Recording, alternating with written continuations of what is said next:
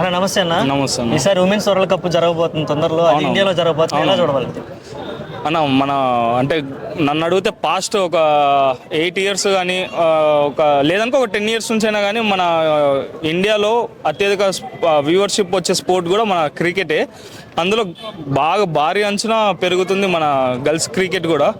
World cup కూడా గెలిచింది మన మిథాలీ రాజ్ నాయకత్వంలో.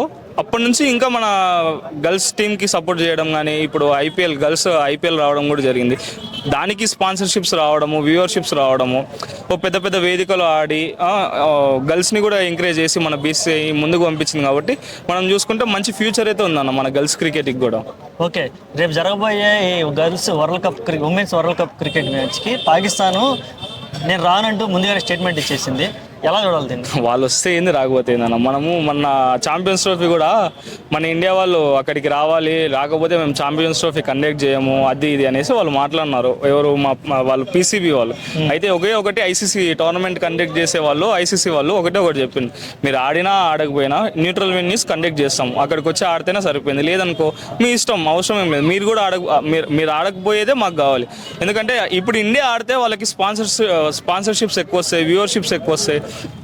ఆ రేంజ్లో మన ఇండియా కూడా బోర్డు అంటే మన బీసీఐ బోర్డు కూడా వన్ ఆఫ్ ద బెస్ట్. అంటే ఎక్కువ క్రికెట్ డబ్బు పెట్టడం కానీ స్పాన్సర్షిప్స్ వాళ్ళకి ఐసీసీ వాళ్ళకి తీసుకురావడం కానీ మన బీసీఐ మొదట స్థానంలో ఉంది. కాబట్టి ఖచ్చితంగా ఇప్పుడు వాళ్ళు రాకపోయినా ఏం ప్రాబ్లం లేదు, వాళ్ళు ఆడకపోయినా ఏం పెద్ద టీం ఏం కాదు వాళ్ళది. వాళ్ళు ఆడకపోయినా ఏం కాదు, న్యూట్రల్ వెన్యూస్ కండక్ట్ చేస్తే అక్కడికైనా వచ్చి ఆడుకుంటే అట్లీస్ట్ వాళ్ళకి దక్కే రెస్పెక్ట్ దక్కి బాగుంటుంది మనం మ్యాచ్లు చూసుకోవడానికి.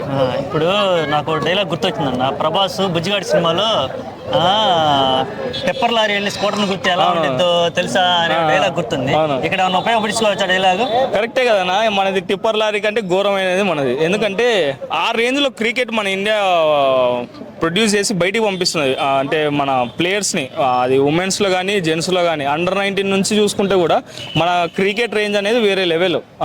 బీసీసీఐ మన వెనకనే ఉండి ఏ లీగ్స్ అంటే కంట్రీస్లో అదర్ లీగ్స్ కూడా జరుగుతాయి. ఇప్పుడు పిఎస్ఎల్, బీపీఎల్ అవన్నీ ఆ లీగ్స్కి పంపించకుండా ఏ గ్రేడ్ ప్లేయర్స్కి, బి గ్రేడ్ ప్లేయర్స్కి, ఆ ప్లేయర్స్కి అంతా వాళ్ళే ప్రతి మంత్ డబ్బులు ఇచ్చి, ఏ లీగ్స్ ఆడకుండా వాళ్ళకి సరిపోయే డబ్బులు ఇచ్చి ఆ రేంజ్లో ఫ్లెక్సిబిలిటీ ఇచ్చినప్పుడు వీళ్ళు అక్కడికి పోయి ఆడాల్సిన అవసరం అయితే ఏం లేదు. ఎందుకంటే ఇప్పుడు పాకిస్తాన్లో మొన్న కూడా బంగ్లాదేశ్ టీం మీద అది జరగడం చూసినాం. కాబట్టి అవసరం ఏం లేదు, న్యూట్రల్ వెన్యూస్ పెట్టడమే మేలు, అక్కడికి పోయి ఆడితేనే సరిపోయింది. లేదనుకో మన ఇండియా ప్లేయర్స్ ఆడొచ్చు అన్న. ఇంత తెలిసి కూడా మరి ఎందుకు వాళ్ళు అట్లా చేస్తూ ఉంటారు?